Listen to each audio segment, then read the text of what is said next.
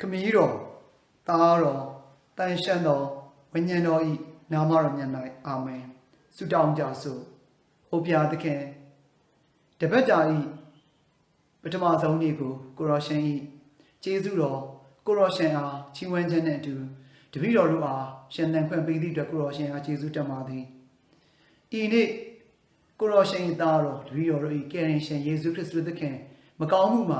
အောင်မြင်၍ရှင်ဉာဏ်ထမြောက်တော်မူသည့်နေ့ကိုအမှတ်ရသောနေ့ဖြစ်သည့်အာရုံစွာတပည့်တော်တို့အားလုံးအားလည်းမကောင်းမှုများမှယုံထနိုင်ရန်ယုံထွက်နိုင်ရန်အောင်မြင်နိုင်ရန်ရှင်ဉာဏ်နိုင်ရန်တပည့်တော်တို့မကောင်းမှုများကိုသိသိ၍ကောင်းမှုများဖြင့်ကောင်းချက်များဖြင့်ပြန်လည်နူးထလာနိုင်စေရန်ဆုတောင်းပေးတော်မူပါဒီကနေ့ကိုရောရှင်၏ကျမ်းစာတော်မြတ်ထဲ၌ကိုရောရှင်သည်နားမကြားသူစကားအနေတော်သူအား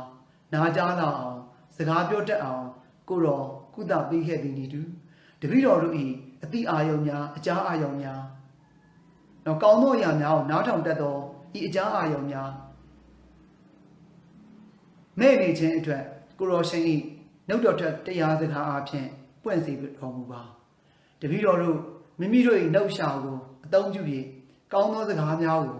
ပြောဆိုခြင်းချီးမွမ်းခြင်းထုတ်ဖော်ခြင်းများမှအနေသောဤအခြေအနေကိုကိုရောရှင်၏နှုတ်တော်ထွက်စကားအဖြစ်ပွင့်လင်းစေ၍တပည့်တော်တို့အားချီနှောင်ထားသောဤနှုတ်ရှာ၏အစွမ်းကိုဖြည့်စေ၍တပည့်တော်တို့အားဝန်ချရဲသောဝန်ခံရဲသောကြီးညာရဲသောဟောပြောရဲသောပြောဆိုဝန်တော်သူများဖြစ်စေတော်မူပါဤသို့ပြောဆိုဝင့်ရန်အတွက်ကိုရောရှင်နှုတ်တော်ထွက်စကားကိုတပည့်တော်တို့အားသေချာစိစက်စွာနားလည်နိုင်စေသောကောင်းကြီးတော်ကိုလည်းပေးသနာတော်မူပါ။အိုတန်ရှင်းသောဝိညာဉ်တော်ဖြင့်အားတပည့်တော်တို့အားမှန်မှန်ကန်ကန်ဖြင့်ရဲရဲဝံ့ဝံ့ဝန်ခံတတ်သိထွက်ဆိုနိုင်ရန်အတွက်ဤနှုတ်တော်ထွက်စကားကိုသေချာစွာနားလည်နိုင်စေရန်ဉာဏ်လန်းပေးသနာတော်မူပါ။ဤစုကျေးဇူးများကိုကိုရောရှင်နာမတော်၌တောင်းလျှောက်ကြပါသည်။အာမင်။ခမည်းတော်သားတော်တန်ရှင်းသောဝိညာဉ်တော်ဤနာမတော်မြတ်၌အာမင်အခုအခြေခံတမန်ကျမ်းစာထုတ်လိလာပို့ချချက်ဆက်နဲ့သင်ခန်းစာမှာပါဝင်ဖို့ရန်အတွက် Father နော်ဖိတ်ခေါ်ပါတယ်နော်ကြိုးစိုးပါတယ်နော် Father တို့ဒီကနေ့ဘာအကြောင်းပြောမလဲဆိုရင်နော်ဒေးဗစ်ဘုရင်အကြောင်းပြောမယ်မနေ့က Father တို့နော်ဒီဒေးဗစ်ဘုရင်ရဲ့အဖိုးအဖွားဘိုးဘေးတွေကို Father တို့ပြောပြီးပြီဒီနေ့ကကြတော့ Father တို့ကဒေးဗစ်ဘုရင်ရဲ့နော်အကြောင်းကို Father တို့ပြောကြမယ်ကဲအခုဒေးဗစ်ဘုရင်ဆိုတော့မနေ့ည Father တို့တွေ့ခဲ့ပြီးပြီဒေးဗစ်ဘုရင်ကသူ့ရဲ့အဖေကဘာဖြစ်လဲဒေးဗစ်ဘုရင်ရဲ့အဖေက Jesse လို့ခေါ်တယ်လို့နောက် Father တို့မနေ့ညတွေ့ခဲ့ပြီးပြီနော်ကဲဒေးဗစ်အဖေကနော် Jesse ဆိုတော့ဒီဒေးဗစ်ရဲ့အဖိုးကဘာတူလဲနော်ဒေးဗစ်ရဲ့အဖိုးက Obedဒါပြန်သွားမယ်နော်ဒီထိဒါလေးတော့ Father တို့သိအောင်တော့ကြိုးစားထားလိုက်ဒေးဗစ်ရဲ့အဖေက Jesse ရဲ့အဖေက Obed ဆိုတော့ဒေးဗစ်ရဲ့အဖိုးက Obed ပြီးတော့မှဒေးဗစ်ရဲ့ဘေးကနော်အဖိုးဘိုးဘေးဆိုတာဘာဖြစ်လဲဆိုရင် Boaz နော် Boaz အဲ့ဒီလောက်ထိမှတ်ထားပြီးပါနော်ဒေးဗစ်ဘုရင်ပြီးလို့ရှိရင်သူ့ရဲ့အဖေက Jesse ရဲ့အဖေက Obed ရဲ့အဖေက Boaz ဆိုတော့ဒေးဗစ်ရဲ့အဖိုးက Obed ဒေးဗစ်ရဲ့ဘေးက Boaz အဲ့လောက်ဒီ Father တို့မှတ်ထားလိုက်မယ်ကဲဟုတ်ပြီဒေးဗစ်ဘုရင်ကဘာတူလဲနော်ဒေးဗစ်ဘုရင်က Jesse ရဲ့သား Jesse မှာသားဘယ်နှယောက်ရှိလဲနော် Jesse ရဲ့သားကအားလုံးနော် Jesse ရဲ့သားများကအားလုံးဘယ်နှယောက်ရှိလဲဆိုရင်9ယောက်ရှိတယ်နော် Jesse ရဲ့သားက9ယောက်ရှိတယ်အဲ့ဒီ9ယောက်ထဲမှာသား9ယောက်ထဲမှာဒေးဗစ်ကဘာတူလဲဆိုရင်ဒေးဗစ်ကအငယ်ဆုံးအထွေးဆုံးနော်ဒေးဗစ်ကအငယ်ဆုံးအထွေးဆုံးပြီးတော့နောက်ညီအကိုတွေထဲမှာလည်းပဲသူဟာတိတ်ပြီးတော့မှမပေါ်လွင်ဘူးမထင်ရှားဘူးသူဟာနဲ့သူအေးလူနော်စကားနဲ့တဲ့လူစားမျိုးဖြစ်တယ်ဒါကြောင့်မလို့ သူ့ရဲ့အကိုကြီးတွေကကျန်တဲ့သူ့ရဲ့အကိုကြီးတွေတော်တော်များများကအားလုံးတော့ဟုတ်ချင်မဟုတ်မယ်အားလုံးလည်းပဲဖြစ်နိုင်တယ်ဒါမှမဟုတ်တချို့တော့သူ့ရဲ့အကိုကြီးတွေကဘာလုပ်တာလဲဆိုရင်စောလူဘယင်ကနော်စောလူဘယင်ကအမှုတော်ကိုထမ်းဆောင်တယ်နော်စောလူဘယင်ကအမှုကိုထမ်းဆောင်တယ်အကိုကြီးတွေက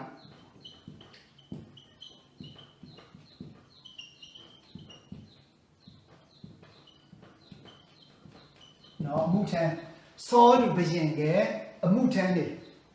အဲ့ဒီဒေးဗစ်တယောက်ပဲသူကဘာလုပ်တာလဲဆိုရင်အိမ်တွင်မှုကိစ္စကိုအိမ်သားတွေရဲ့အိမ်ရဲ့အလုပ်ဖြစ်တဲ့တိုးကြောင်တဲ့အလုပ်ကိုသူဥဆောင်ပြီးတော့မှသူလုပ်တယ်ဆိုတော့ဒေးဗစ်ကနော်တနည်းအားဖြင့်ပြောမယ်ဆိုရင်အထွေးဆုံးပြီးတော့မှတိုးကြောင်သားလေး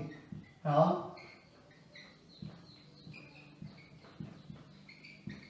တိုးကြောင်သားဟလာနော်အထွေးဆုံးတိုးကြောင်သားပြီးတော့မှသူကြီးပြင်းမွေးဖွားကြီးပြင်းခဲ့တဲ့ကာလကဘယ်ကာလမှာလဲဆိုရင်စောလူဘယင်နော်စောလူဘယင်နန်းဆန်နေတဲ့အချိန်မှာနော်ဒေးဗစ်မွေးဖွားတဲ့အချိန်ကနော်စောလူဘယင်နန်းဆန်တဲ့အချိန်မှာနော်မွေးဖွားခဲ့တယ်ပြီးတော့မှနော်ဒီစောလူဘယင်ကဘာတူလဲဆိုရင်ဣသရေလမျိုးတွေရဲ့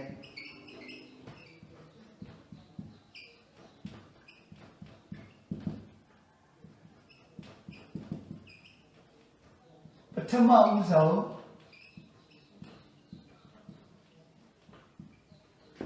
လူဘယင်လို့ပါတယ်သုံးတယ်နော်လူဘယင်ဘာဖြစ်လို့ပါတယ်လူဘယင်လို့ပါတယ်သုံးရတယ်လေဆိုရင်နော်ဣသရေလမျိုးတို့ဤပထမဦးဆုံးလူဘယင်လို့လူလို့အဲ့လိုဝိသေသပြုပြီးတော့ father သုံးလိုက်ရခြင်းကဘာကြောင့်လဲဆိုရင်တကယ်တော့နော်ဖျားသခင်ကနော်ဖျားသခင်ကဣသရေလမျိုးတွေရဲ့ဘာလဲဆိုရင်ဘယင်ဖြစ်နေပြီးသားနော်ဣသရေလမျိုးတွေရဲ့လူဘယင်ဖြစ်နေတာအဲ့ဒါကိုဣသရေလမျိုးတွေကအဲ့ဒီလိုနဲ့တော့မရောက်ရဲဘူးမတန်းတယ်ဘူးသူတို့လူဘယင်မှလူဘယင်အဲ့ဒီလူဘယင်ကသူတို့ကိုဘာလုပ်စေချင်တာလဲသူတို့စစ်တိုက်သွားလို့ရှိရင်သူတို့ရှိကနေပြီးတော့မှဘယင်ကဥဆောင်နေမှာသွားတော့သူကလူချင်းတယ်နော်ဝင့်ကြွားပြီးတော့မှတခါလဲလာနော်အလှန်တွေပါတွေထောင်းပြီးတော့မှနော်ဒီလက်နက်တွေပါကိုင်းလှန်ဆိုရင်လှန်များဆိုများနော်စသဖြင့်အဲ့လိုကိုင်းပြီးတော့မှသူတို့ရှိရနေပြီးတော့ဘယင်ကြီးကိုယ်တိုင်လူကနော်ဒီဝင့်ကြွားကြွားနဲ့မြန်းစည်းပြီးတော့မှတော်လကောင်စင်စည်းပြီးရောမှတော်လကောင်စင်ပို့ပြီးတော့မှတုံးကြတယ်မြန်းချက်ကိုနော်စင်နေပါ sorry မြန်းစည်းပြီးတော့မှအဲ့လိုဝင့်ကြွားကြွားနဲ့ဒီချက်ဝတ်တစားတွေနဲ့နော်ဝတ်စားဆက်ချက်ဝတ်တစားတွေနဲ့တော့ဝတ်ပြီးတော့မှအဲ့လိုသွားတာမျိုးကိုသူကလူချင်တာသူကမြင်ချင်တာဘုရားသခင်ကြတော့ဘုရားသခင်ကဣသရေလမျိုးတွေရဲ့ဘယင်ဆိုတာကိုဘာနဲ့ပြတာတယ်လဲဆိုရင်နော်ဒီပဋိညာဉ်နော်ပဋိညာဉ်တက်တာတော့အဲ့ဒီပဋိညာဉ်တက်တာတော့ကိုသွားလေရာမှာသူတို့ထမ်းခိုင်းတယ်နော်ဆက်တိုက်သွားရင်လည်းပဲအဲ့ဒီပဋိညာဉ်တက်တာတော့ယူသူကထမ်းသွားတယ်နော်ဟိုခီးထွက်မယ်အဲ့ဒီရောပေါ့ဒီတော်ခန့်နိုင်ရတဲ့မှာနော်ခန္ဓာရတဲ့မှာသူတို့ခီးသွားရင်လည်းပဲအဲ့ဒီပဋိညာဉ်တက်တာတော့အရှိဆုံးကနေသွားတယ်ရှေ့ဆုံးကနေသွားတယ်ပြီးတော့မှလူတွေနောက်ကလိုက်တယ်ဘာကြောင့်လဲဆိုရင်ပဋိညာဉ်တက်တာတော့ဘုရားသခင်ရှိခြင်းရဲ့လက္ခဏာနော်ဘုရားသခင်ရှိနေခြင်းရဲ့လက္ခဏာပြီးတော့မှ Father တို့တွေ့ခဲ့ပါသေးတယ်နော်အစောပိုင်းနေတော့ကနော်ဒီပဋိညာဉ်တက်တာရှိတဲ့နေရာတွေမှာနော်ဘုရားသခင်စံပယ်တယ်စိုးစံနေတယ်နော်ဒီကိန်းနေရဆိုတာကိုပြဖို့ရင်အတွက်ဘာတွေနဲ့ပြတယ်လဲဆိုရင်မိုးတယ်မိုးတယ်အုပ်နေတာ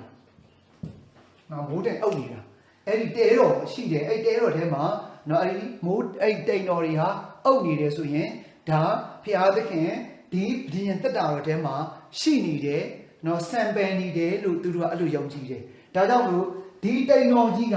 နော်ဒီတိန်တော်ကြီးကနော်ဘာလို့တာလဲဆိုရင်အဲ့ဒီတဲကနေပြီးတော့မှမခွာမချင်းမကြွမချင်းသူတို့ကခီးမထွက်ဘူးအဲ့ဒီတိန်တော်ကအဲ့ဒီတဲတော်ပေါ်မှာမြင်တဲ့အဲ့လိုအုပ်နေသေးတယ်ဆိုရင်ဒါဘုရားသခင်နော်ခီးထွက်ဖို့ရန်အတွက်ဘုရားသခင်ခွင့်မပေးသေးဘူးလို့သူတို့ကအဲ့လိုယုံကြည်တယ်ဒါကြောင့်မလို့ တိန်တော်ကအဲ့ဒီဗြိယံတက်တာတော့ထားတဲ့တဲတော်ထဲမှာအုပ်နေတမျှကာလပတ်လုံးသူတို့ကအဲ့ဒီနေရာမှာပဲဆက်ပြီးတော့မှနေတယ်နော်ပြီးတော့မှအဲ့ဒီတဘောကအဲ့ဒီအထိပ္ပယ်ကပါလေဆိုရင်လုံချုံနဲ့စိတ်ချတယ်နော်လုံချုံနဲ့စိတ်ချတယ်ဒီနေရာကဒါကြောင့်မို့သူတို့မသွားဘဲနဲ့ဆက်ပြီးတော့မှနေကြတယ်အဲ့လိုနေနေတဲ့အချိန်မှာနောက်ထပ်ဆက်သွားရမယ်ခရီးကြောင်းတွေလမ်းကြောင်းတွေကိုလူတွေလှက်ပြီးတော့မှနော်သတင်းပေးတွေသတင်းထောက်တွေပေါ့ spy ပေါ့နော် spy ဝိုင်းသွားတဲ့ညနေနော်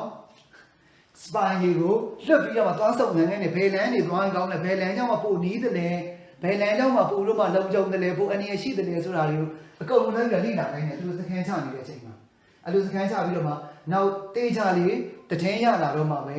နော်ဟိုတစ်ပတ်လောက်ကြာရင်ကြာမယ်နှစ်ပတ်လောက်ကြာရမယ်ပြီးတော့မှအဲ့ဒီသွားပြီးတော့မှလိလာတဲ့လမ်းကြောင်းလိလာတဲ့သူတွေပြန်ရောက်မှသာလေသူကဘာလုပ်ကြလဲဆက်ပြီးတော့မှခီးသွားတယ်နော်ဆက်ပြီးတော့မှခီးသွားတယ်ကဲဆိုတော့ဖျားသခင်ကဣသရေလမျိုးတွေရဲ့ဘယင်အဲ့ဒါကိုဣသရေလမျိုးတွေကဒါနဲ့မကြည်နဲ့ဘူးဘာကြောင့်မကြည်နဲ့ဘူးလဲဆိုရင်ဗဒိယံတက်တာထဲမှာရှိရဲ့အဲ့နော်အဲ့ဗဒိယံတက်တာကမရှိရဆိုတာသိတယ်နော်ဒီဗာလေဒီပြညတ်တော်10ပါးနော်ပြညတ်တော်10ပါးကြောက်ဖြာနှစ်ဖြာနဲ့နော်ကြောက်ဖြာနှစ်ဖြာနဲ့တစ်ဖက်မှာ9ပါးအဲ့လိုရည်ထားတယ်ကြောက်ဖြာနှစ်ဖြာထည့်ထားတယ်အဲ့လိုစက်တိုက်သွားတဲ့အခါမှာပြီးတော့မှဣသရေလမျိုးတွေကတခါလေကျရင်သူတို့လည်းနည်းနည်းလေးအရေးနှိမ့်နေတဲ့အခါမှာဒီဗဒိယံတက်တာတော်ကထွက်လာပြီးတော့သူတို့လာပြီးတော့မကူတိုက်နိုင်ဘူးနော်ကူမတိုက်နိုင်ဘူးအဲ့လိုကူမတိုက်နိုင်တဲ့အပြင်ဒီဗဒိယံတက်တာပါသွားမှလည်းကြောက်ကဒီဗဒိယံတက်တာကိုလည်းပဲလူအင်အားတော်တော်လေးသုံးနာရတယ်နော်လူအင်အားတော်တော်လေးသုံးနာရတယ်ဘာကြောင့်လူအင်အားတော်တော်လေးသုံးနာရတယ်လဲဆိုရင်သူကအရန်လေးတယ်နော်အရန်လေးတယ်နော်ပြောမယ်ဆိုရင်အနည်းဆုံး10ပေပတ်လည်လောက်ရှိမယ်ထင်တာပဲနော်သူတို့အဲ့ဒါကိုတက်တာကလည်းပဲတက်ကလည်းပဲတကယ်တက်မာတွေနဲ့အကောင်းစားနဲ့သူကလှုပ်ထားတာထမ်းစင်နဲ့အစအကောင်းလုံးဟဲ့လားနော်တေးသေးချာချာကိုသူကလှုပ်ထားတာဆိုတော့ဒီဗဒိယံတက်တာကိုထမ်းဖို့ပဲတောင်းမှနော်ဒီအနည်းဆုံးတက်စိတ်တစ်စိတ်လောက်သုံးရတယ်နော်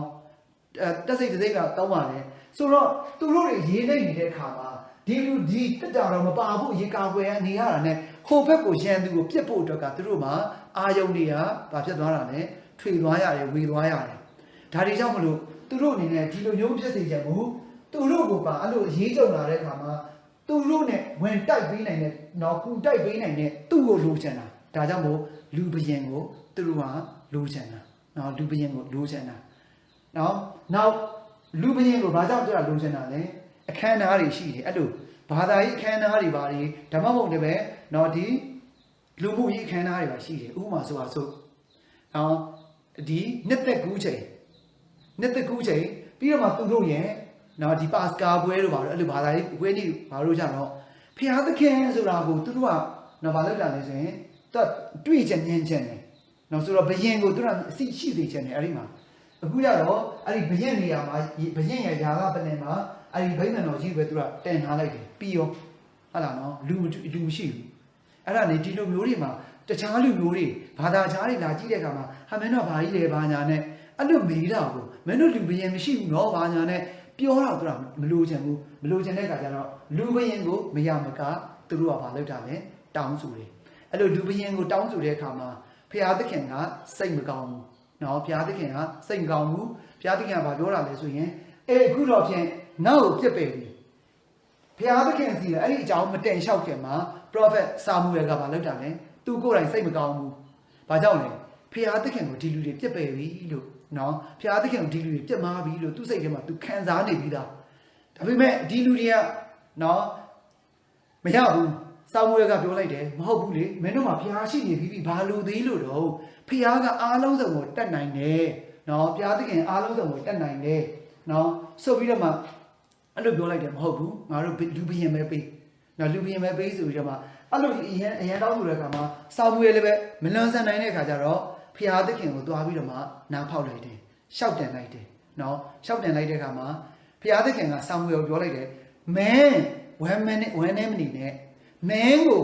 နော်လားနော်အဲ့လိုမပြောခင်ကတည်းကငါ့ကိုလည်းပဲလက်မခံဘူးဆိုတာဒါသူတို့ပြသလိုက်တာပဲလို့ဘုရားသခင်ကအဲ့လိုပြောလိုက်တယ် ပြောပြီးတော့မှစာမူရကိုတစ်ခါပြန်ပြောလိုက်တယ်ကဲမင်း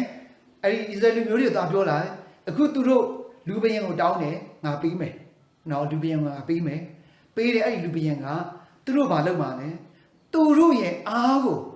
နော်ရန်သူကိုတိုက်ဖို့မဟုတ်ဘဲနဲ့ကိုယ့်ပြည်သူနဲ့ဘယံနဲ့တိုက်ရမယ်အခြေအနေမျိုးစိုက်ရောက်လာလိမ့်မယ်နော်လို့နော်သူဣသရေလမျိုးတွေကိုသွားပြောချီလို့နော်ဘုရားသခင်က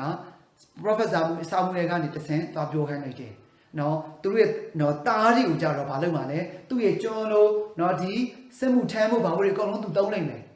ပြီးတော့မှလေလောက်တာတို့ပြီးတော့မှဗဘဲထုတာတို့နော်ဆက်လက်နဲ့တွေပါတယ်ထုတ်လုပ်ဖို့အတွက်ဗဘဲတွေပါတယ်ဗဘဲဖို့တွေပါတယ်မှာလောက်ရတာတို့အလောက်ကျန်းတွေပါလောက်ရမယ်ပြီးတော့မှနော်သမီးပြိုတွေကိုလည်းပဲသူ့ရဲ့ခြေတော်တင့်နေအနေနဲ့သုံးလိုက်မယ်နော်ပြီးတော့မှနော်ဒီပြည်သူတွေနော်သူ့ရဲ့ပြည်သူတွေလောက်လို့ရတဲ့စံရည်စမားတွေကိုလည်းပဲသူဟာမတရားသဖြင့်အခွန်အတုပ်တွေကောက်ပြီးတော့မှနော်ပြည်သူတွေမနိုင်တဲ့အခွန်အတုပ်တွေကောက်ပြီးတော့မှဘာလုပ်မှာလဲနော်သူ့ရဲ့စက်မှုထမ်းနေတဲ့သူတွေကိုသွားကြွေးမှာနော်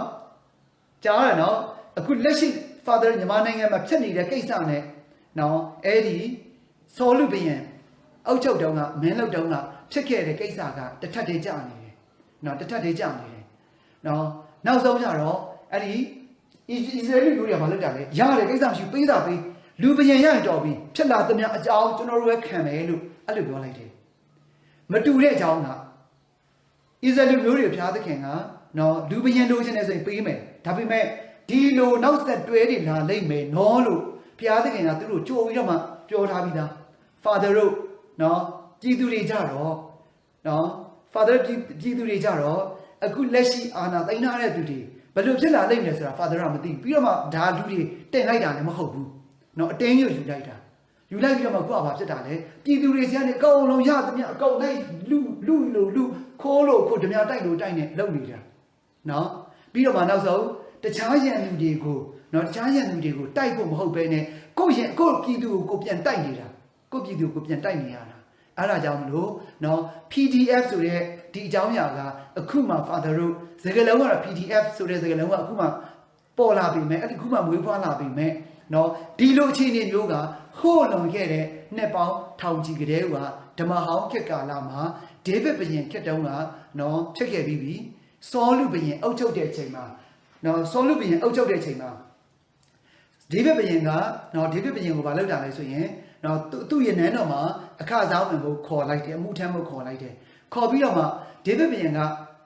လူရိုးလေးနော်လူအေးလေးဒါပေမဲ့အဲ့ဒါကြည့်ပြီးတော့မှစောလူကဒေးဗစ်ကိုမနာလိုဖြစ်လာတယ်မနာလိုဖြစ်လာတဲ့အခါကျတော့စောလူကိုတတ်ဖို့ကြံတယ်ဟလားကိုမိတ်ဆွေကိုတတ်ဖို့ကြံတာစောလူဘုရင်ပဲရှိတယ်နော်ကိုပြည်သူကိုတတ်ဖို့ကြံတာနော်ဘသူပဲရှိတယ်လေနော်အဲ့ဒါနဲ့စောလူကထွက်ပြေးနော်ပေါဒီဒေးဗစ်ကထွက်ပြေးရတယ်ထွက်ပြေးပြီးတော့မှနောက်ဆုံးဒေးဗစ်နဲ့ဘသူပြန်ပြီးတော့ရန်တိုက်ရတာလေဒေးဗစ်နဲ့စောလူနဲ့ပြန်ပြီးတော့မှရန်တိုက်ရတယ်ကိုယ့်ရဲ့ဘုရင်နဲ့ကိုယ့်ရဲ့ပြည်သူတွေနော်တိုက်ပွဲတွေပါတယ်ပြန်ပြီးတော့မှဆန့်ရွေးခဲ့ရတယ်โอเคအဲ့လိုဆန့်ရွေးခဲ့ရတယ်ဆိုတော့ဘုရားသခင်ဘုရင်ကိုဟလာနော်ဒီဘုရားဘုရင်ဖြစ်တဲ့ဘုရားသခင်ကိုယူလူမျိုးတွေကဣသရေလမျိုးတွေကအဲ့ဒါမလို့ချင်ဘူးဒါကြောင့်မို့လူဘုရင်ပေးပါလို့သူတို့ပြောတာဒါကြောင့်မို့လူဘုရင်လို့ father တုံးလိုက်တာနော်လူဘုရင်လို့ father တုံးလိုက်တယ်ဆိုတော့စောလူဟာဣသရေလမျိုးတွေရဲ့ပထမဦးဆုံးတော့လူဘုရင်နော်လူဘုရင်အဲ့ဒီစောလူရဲ့လက်ထဲမှာပဲဒေးဗစ်ကမွေးဖွားကြီးပြင်းခဲ့တယ်နော်မွေးဖွားကြီးပြင်းခဲ့တယ်နောက်အဲ့ဒီမှာဒေးဗစ်ကဘယ်လိုလုပ်ပြီးတော့မှနော်ဒီနန်းတော်လေးကိုရောက်သွားတာလေဆိုရင်နော်ဒေးဗစ်ကဘယ်လိုလုပ်ပြီးတော့မှနန်းတော်လေးရောက်သွားတာလေ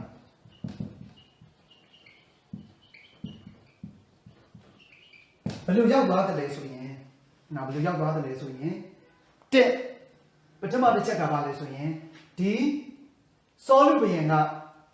သူ့ရဲ့နော်ဒီတိုင်းပြည်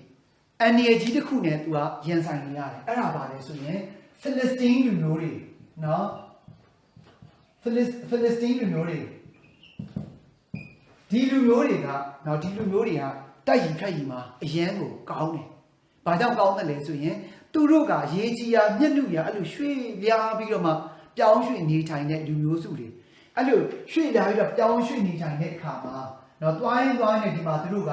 နော်ဒီမှာလူစုလူစုဒါမှမဟုတ်မြို့တစ်မြို့တွေ့လိုက်တယ်အဲ့ဒီမြို့ကိုလည်းပဲသူတို့အချိန်ကြီးကြည့်ပြီးတော့မှသူတို့တိုက်လို့နိုင်နေဆိုရင်ဒါဝင်တိုက်လိုက်တယ်ဝင်တိုက်ပြီးတော့မှအဲ့ဒီမှာရတဲ့လက်နက်တွေပဲဖြစ်ရတဲ့ရိတ်ခါတွေပဲဖြစ်ယူပြီးတော့သူကဆက်သွားလိုက်တယ်ဆက်သွားပြီးတော့နောက်တစ်နေရာမှာသွားတယ်သွားပြီးတော့အဲ့ဒီမှာလည်းပဲတွေ့ရဒီလူမျိုးစုတွေကအင်အားတိတ်မကြီးဘူးဆိုရင်သူကဝင်တိုက်လိုက်တယ်ဝင်တိုက်ပြီးတော့မှအဲ့ဒီကနေရသမျှလက်နက်တွေပြီးတော့မှရိတ်ခါတွေယူဆက်သွားတယ်အဲ့လိုနဲ့ပဲသူတို့ကရေကြီးရမျက်နှုရနော်နေရင်းနေကြာလာပြီဆိုတိတ်မနေချင်တော့ဘူးဆိုရင်နော်ဒီသူကမနေတော့ဘူးပြောင်းပြီးတခြားတနေရာသွားတယ်ဒါကြောင့်မို့သူတို့မှာနော်ဆက်တွေ့ကြုံနော်တိုက်ပွဲပေါ့နော်တိုက်ပွဲအတွေ့အကြုံအများကြီးရှိတယ်တိုက်ပွဲအတွေ့အကြုံအများကြီးရှိတယ်ပြီးတော့လည်းပဲဘာရှိသေးတယ်လဲဆိုရင်သူတို့မှာလက်နက်တွေနော်လက်နက်တွေဘာကြောင့်လဲဒီလူမျိုးစီကနေရတဲ့လက်နက်ဒီလူမျိုးစီကနေရတဲ့လက်နက်နောက်ကျောင်းလူမျိုးစီကနေရတဲ့လက်နက်ဒီလက်နက်တွေကတူတဲ့ဟာတွေတူတဲ့ဟာတွေတူတယ်မတူတဲ့ဟာတွေမတူဘူးဆိုတော့မတူတဲ့ဟာတွေကြတော့အဲ့ဒီတူတဲ့ဟာတွေနဲ့မတူတဲ့ဟာတွေကိုရှင်ချစ်ပြီးတော့မှပို့ပြီးတော့မှခက်မိတယ်ပို့ပြီးတော့မှလူတွေကိုလူအသက်ကိုပို့ပြီးတော့မှလွယ်နဲ့နော်တတ်နိုင်တဲ့လက်နက်တွေပါတွေရတယ်ဆိုရင်ရှိတယ်ဆိုရင်အဲ့ဒီလက်နက်တွေကိုသူကယူပြီးတော့မှတခါသူတို့နော်တိတ်တလောက်နဲ့နော်တိတ်တလောက်နဲ့ပြန်ပြီးတော့မှဤပညာတွေပြန်ထည့်ပြီးတော့မှသူတို့ကလက်နက်အသက်တွေအဲ့လိုထွင်းတာလက်နက်အသက်တွေအဲ့လိုထွင်းတဲ့အခါကျတော့သူတို့မှာကဘာဖြစ်နေလဲဆိုရင်လက်နက်တွေကအရန်ကောင်းနေတယ်ဒီဖက်လက်စတင်းလူမျိုးတွေကစစ်တွေ့ကြုံအရန်များလို့နော်စစ်တွေ့ကြုံရမ်းများလို့ဆိုတော့အဲ့ဒီစောလူမဲလောက်တဲ့အချိန်မှာနော်ဒီဖက်လက်စတင်းလူမျိုးတွေရဲ့ချင်းချောင်မှုကိုခံနေရတယ်နေ့တိုင်းလာပြီးတော့မှနော်ချင်းချောက်တယ်နော်ဣသရေလမျိုးတွေကိုနော်နေ့တိုင်းလာပြီးတော့မှချင်းချောက်တယ်ဘယ်လိုလာချင်းချောက်တယ်လဲဆိုရင်မင်းတို့ရဲ့ထွက်ခဲ့ငါနဲ့တိုက်မယ်ငါတို့နဲ့တိုက်မယ်နော်ဟိုဆိုလို့ချင်တာလူအများကြီးမတော်ဘူးနော်လူအများကြီးမတော်ဘူးစိတ်ခေါ်တယ်မင်းတို့ဘက်ကတယောက်ထွက်ခဲ့ငါတို့ဘက်ကတယောက်ထွက်လာမယ်နှစ်ယောက်ချမယ်ချပြီးတော့မှနော်ငါတို့ကမင်းတို့နိုင်တယ်ဆိုမင်းတို့ငါတို့ကျွန်လို့ငါမင်းတို့ကငါတို့နိုင်ငါတို့ရဲ့နော်ဒီသူ့ရဲကောင်းကိုမင်းတို့နိုင်ငါရဲဆိုရင်ငါတို့ကမင်းတို့ကျွန်လို့မယ်ဆိုပြီးတော့မှဒီလိုပဲစိတ်ခေါ်တာတွေနော်တရက်မုံတစ်ရက်မုံတစ်ပတ်မုံတစ်လမုံအဲ့လိုတွေဖြစ်လာတဲ့ခါကျတော့နောက်ဆုံးကျတော့လူတွေကလည်းပဲနော်ဘယ်လိုခံစားလာတယ်လဲဆိုရင်ငါတို့ကဒါနော်ဘာစွမ်းစားမှမရှိတဲ့လူမျိုးတွေပဲလို့သူတို့ကိုသူတို့အဲ့လိုခံစားလာတယ်အဲ့ဒီအချိန်မှာပဲဒေးဗစ်ကတိတ်မကြီးသေးဘူးလူငယ်လေးပဲရှိသေးတယ်အဲ့ဒါနော်လူငယ်လေးပဲရှိသေးတယ်အဲ့ဒါသူသွားပါမယ်လို့နော်သူ့ကိုသူနော်ဒီခွင့်ပြုဖို့သူခွင့်ပန်လိုက်တယ်အဲ့ဒါနဲ့စောလူကသူကြည့်ပြီးတော့မှမင်းဖြစ်ပါမလားမင်းအခြားတိုက်လေးပဲရှိသေးတာဘာသာနဲ့အဲ့လိုပြောတော့ရတယ်သူသွားမှာကနော်သူ့အားနဲ့မဟုတ်ဘူးဖျားအားနဲ့သူယုံကြည်တဲ့ဖျားအားနဲ့သူသွားမယ်လို့အဲ့လိုပြောလိုက်တယ်ပြောလိုက်တော့စောလူကဘာလုပ်တာလဲသူ့ကိုအဲ့ဒီစစ်ဝတ်တစားတွေကိုအကုန်လုံးသူ့ကိုနော်ဒီဝတ်ခိုင်းလိုက်တယ်နော်သူ့အကုန်လုံးဝတ်ခိုင်းလိုက်တဲ့အခါမှာဒေးဗစ်ကနော်တိတ်မကြီးသေးတဲ့အခါကျတော့ဒီစစ်ဝတ်တစားကြီးကလေးတယ်နော်ကြီးလဲကြီးတယ်ဆိုတော့သူ့တက်ဆက်မပြေဘူးဟလာနော်တက်တာမရှိဘူးဒါမှမဟုတ်သူကမယူဘူးသူအဲ့လိုပဲသွားမယ်ဆိုပြီးတော့မှစောလူကိုပြောလိုက်တယ်စောလူကတော်တော်လေးစိတ်မချမ်းမသာဖြစ်သွားတယ်တော်ကြနေကြဒီကလေးလေးကနော်ဒီဘာလဲဒီဟိုဘက်ကလူတန်ကြီးဂေါလိယတ်ကသူ့ကိုတခါလေးအမုန်းကျိတ်လိုက်လို့ရှိရင်စားတဲ့ဖြင့်အဲ့လိုတွေးလိုက်တယ်ဒါပေမဲ့ဒီဘက်ကသူမကြောက်ဘူးနော်သူမကြောက်ဘူးသူ့ရဲ့လက်ယုံကြီးကိုသူသိတယ်ဟလာနော်သူ့ရဲ့လက်ယုံကြီးကိုသူသိတယ်သူ့ရဲ့လောက်လိုက်ကအစွမ်းကိုသူသိနေတယ်ဘာကြောင့်သူတိုးတွေကြောင်းနေခဲ့တာအဲ့ဒါနဲ့သွားပြီးတော့မှဖိလစ်စတင်းကိုယ်စားလှယ်ဖြစ်တဲ့ဂေါလိယတ်ဟလာနော်ဖိလစ်စတင်းရဲ့သူ့ရဲ့ကောင်းဖြစ်တဲ့ဂေါလိယတ်နဲ့ဒီအစ္စရေးလူမျိုးတွေရဲ့ဂျူးလူမျိုးတွေရဲ့သူ့ရဲ့ကောင်းဖြစ်တဲ့ဒေးဗစ်တို့နော်အဲ့ဒီကွင်းကျန်မှာသူတို့တတ်မှတ်ထားတဲ့အဲ့ကွင်းကျန်ထဲမှာသူတို့တွေ့ပြီးတော့မှနောက်ဆုံးဒေးဗစ်ကဂေါလိယတ်ကိုနော်သူ့ရဲ့လောက်လိမ့်မှနဲ့ဟလာနော်ပြက်ပြီးတော့မှအသေးသက်နိုင်ခဲ့တယ်အဲ့လိုအသေးသက်နိုင်ခဲ့တဲ့ချိန်ကစပြီးတော့မှနော်ဒေးဗစ်ကဘာဖြစ်သွားတာလဲဆိုရင်စောလူထဲပို့ပြီးတော့မှလူကြိုက်ပိုများလာခဲ့တယ်ဘာကြောင့်လဲသူကတယောက်တည်းတတ်တယ်ဆိုပေမဲ့ဒီတယောက်ကဒီဖိလစ်စတင်းလူမျိုးတစ်မျိုးကတယောက်ကဒီတစ်မျိုးလုံးကိုကိုစားပြုတာကြောင့်မလို့ဒီဖိလစ်စတင်းလူမျိုးတစ်မျိုးလုံးကကိုဒေးဗစ်ကြောင့်အနိုင်ရသွားတယ်အနိုင်ပိုင်းနိုင်တယ်လို့ပြည်သူတွေကအဲ့လိုယုံကြည်တယ်ဘာကြောင့်လဲသူတို့အဲ့လိုစိတ်ခေါ်ထားတာကိုစိတ်ခေါ်ထားတာ ဒါကြောင့်မလို့အဲ့ဒီမှာဆောလုနဲ့ဒေးဗစ်တို့တိုက်ပွဲကနေပြန်လာတဲ့အခါမှာမျိုးသမီးတွေကဘာလုပ်တာလဲသူတို့တချမ်းဆိုတွေရှိတယ်နော်တချမ်းဆိုတွေရှိတယ်ဒီအရက်တူတွေလို့ဖြစ်မှာပေါ့လေအရင်တုန်းကဆိုရင်ဒါသူတို့ဒုက္ခဒုက္ခနဲ့နော်ဒီတချမ်းတွေပါရှိမှာပေါ့ဆက်ပြန်လို့ရှိရင်ဘာတချမ်းဆိုမယ်နော်ဆက်နိုင်လို့ရှိရင်ဘာတချမ်းဆိုမယ်ဆက်ထွက်လို့ရှိရင်ဘယ်လိုတချမ်းဆိုမယ်စသဖြင့်သူတို့မှလည်းတချမ်းရှိတယ်ဆိုတော့ဆက်နိုင်ပြီးတော့မှအပြန်မှာတချမ်းဆိုတော့နော်အဲ့ဒီအမျိုးသမီးတွေကဘယ်လိုဆိုလိုက်တာလဲဆိုရင်ဆောလူထောင်နဲ့ချီပဲတတ်နိုင်တယ်ဒေးဗစ်ကကြတော့တောင်းနဲ့ချီပြီးတော့မှတတ်နိုင်တယ်ဆိုတဲ့အကြောင်းဆောလူအထောင်ထောင်ဒေးဗစ်အတောင်းတောင်းဆိုပြီးတော့သူကအဲ့လိုနော်စာသားလေးတွေထည့်ပြီးတော့မှဆိုလိုက်တယ်အဲ့လိုဆိုတဲ့အခါမှာဆောလူကဘာလုပ်တာလဲဒေးဗစ်ပေါ်မှာမကျေနပ်တော့ဘူးတစ်ချက်နော်တစ်ချက်အဲ့ဒီကနေစပြီးတော့မှဆောလူကလည်းပဲဘာဖြစ်လာလဲဆိုရင်ဒီဘရက်နန်းတော်တဲကိုရောက်လာပြီနော်ဘရက်နန်းတော်တဲကိုရောက်လာတယ်ဆောလူကဒေးဗစ်ကိုဘာလုပ်လိုက်တာလဲနေရာကောင်းပေးလိုက်တယ်သူ့ကောင်းပြုတ်လိုက်တယ်သူ့ရဲ့ဝန်ထမ်းနေနဲ့ထားလိုက်တယ်အဲ့ဒီဝန်ထမ်းနေနဲ့ထားခင်နော်ဒေးဗစ်ကနန်းတော်တဲကိုရောက်ခဲ့မှာတနေ့နန်းတော်တဲကိုရောက်မယ်ဆိုတဲ့နမိတ်လက္ခဏာကရှိပြီးသားဘာကြောင့်လဲဆိုရင်ဆောလူကနော်ဘရက်နော်ဒီမင်းချက်နဲ့မင်းချက်တရားနဲ့မညီပဲနဲ့နော်နေတဲ့အခါမှာဘုရားသခင်ကမကြိုက်ဘူးဒါကြောင့်မလို့အဲ့ဒီလိုမျိုးမင်းချက်တရားတွေဖောက်ပြားနေတဲ့အချိန်မှာပဲဘုရားသခင်ကဒီဆာမွေကိုနော် prophet ဆာမွေကိုဘယ်ကိုလက်တာလဲဘက်သလမ်ကိုလွတ်ပြီးတော့မှအဲ့ဒီဂျက်ဆေးဆိုတဲ့နော်ဂျက်ဆေးရဲ့သားတယောက်ကိုတွားပြီးတော့မှတန်ရှင်းသောစီးတော်နဲ့ပြီးသိပ်ပေးဖို့အဲ့လိုမျိုး prophet ဆာမွေကိုဘုရားသခင်ကခိုင်းလိုက်တယ်အဲ့ဒီအချိန်မှာစဉ်းစားကြည့်လိုက်နော်အခုဖာတို့ဒီခေတ်ဒီခါလူတွေလူပဲဘုရားသခင်ကိုကြောက်မှလားလူကိုကြောက်မှလားဆိုတဲ့အနေထားမျိုးနော် prophet ဆာမွေလည်းပဲအဲ့လိုလွန်ဆွဲခဲ့တယ်အခုဘုရားသခင်က prophet ဆာမွေကိုပြောလိုက်တယ်မင်းရဲ့တန်ရှင်းသောစီဘူးကိုပြင်းစီပြည့်ဖြစ်ပြီးတော့မှဘက်သလဟမ်ကိုသွားပြီးတော့မှဂျက်ဆေရဲ့တာတယောက်ကိုသွားပြီးတော့မှငါပြလာမယ်ငါအချက်ပြမယ်ငါပြောမယ်အဲ့ဒီဂျက်ဆေရဲ့တာကိုနော်တန်ရှင်းသောစီတော်နဲ့လူမဲ့ပါလို့ပြောလိုက်တယ်အဲ့ဒီချိန်မှာနော် prophet ဆာမွေကဘာပြောလိုက်တာကိုရောဟဲ့လားနော်ဒီကိစ္စကိုစောလူသိလို့ရှိရင်တပည့်တော်ကိုနော်အမုန်းကျိတ်လိုက်မယ်လားနော်နှုတ်ဆင်းတော့မယ်လို့သူကပြောလိုက်တယ်တွေ့လားဖះဟောက်ကြောက်ပါလားလူကိုကြောက်ပါလားဆိုတာဒါတကယ်နော်ကျမ်းစာထဲမှာဖြစ်နေတဲ့ကိစ္စ father ဒီခေတ်ဒီကမှာလည်းဖြစ်နေတာကက်သလစ်ခရစ်ယာန်ဖြစ်ပြီးတော့မှဖះရဲ့တရားတော်ကိုမကြောက်ဘဲနဲ့ဖះရဲ့တရားတော်နဲ့မညီဘဲနဲ့လုံနေတဲ့သူတွေကိုကြောက်ပြီးတော့မှနော်ဖះရဲ့တရားတော်နဲ့မညီတဲ့သူတွေကိုအားပေးအားမြောက်နော်တိတ်တိုးတော်၎င်းပေါ်တင်ကြီးတော်၎င်းနော်လားထောက်ခံနေကြတယ်အားပေးနေကြတယ်သူတွေရှိနေတယ်နော်ဒါကြောင့်မို့မဆန်းဘူးလို့ပြောတာနော်ကျမ်းစာထဲမှာဒီကိစ္စတွေအကုန်ရှိနေတယ်လို့အခုလည်းပဲကြည့်ဖျားသခင်ကသူ့ကိုဒီမှာတေးကြပြောနေတယ်ဟာစာမူရဲ့မင်းရဲ့တန်ရှင်တော်စီတော်ထဲတဲ့ဘူးကိုပြင်းစီဖြစ်သွားဘက်သလဟမ်သွားပြီးတော့မှဂျက်ဆေရဲ့တားတွေထဲကငါပြညံမဲ့သူ့ကိုဘီးသိပ်စီလူမဲ့ဆိုလို့ရှိရင်အဲ့ဒါဘာလုပ်ကြလဲဒါဘရင်အရိုက်ညာကိုစက်ခံဖို့နမိတ်နော်အရင်ဆုံးမလုပ်ကြတာလဲဆိုရင်ဒါအတိမတ်ပြုထားတာတစိတ်ခတ်ထားတာနော်တစိတ်ခတ်ထားတာဆိုတော့အဲ့ဒီချိန်ထိဒေးဗစ်ကနန်းတော်ထဲမရောက်သေးဘူးဒါပေမဲ့အခုနပြောတဲ့ဒီတန်ရှင်းသောစီတော်လူးမတ်တဲ့နော်တွန်းပေးလိုက်တဲ့အခါမှာကြတော့ပြီးတဲ့အချိန်ကစပြီးတော့မှဒါဘုရားသခင်ကသူ့ကိုခေါ်တော့မယ်ဆိုတာနော်ခေါ်ပြီး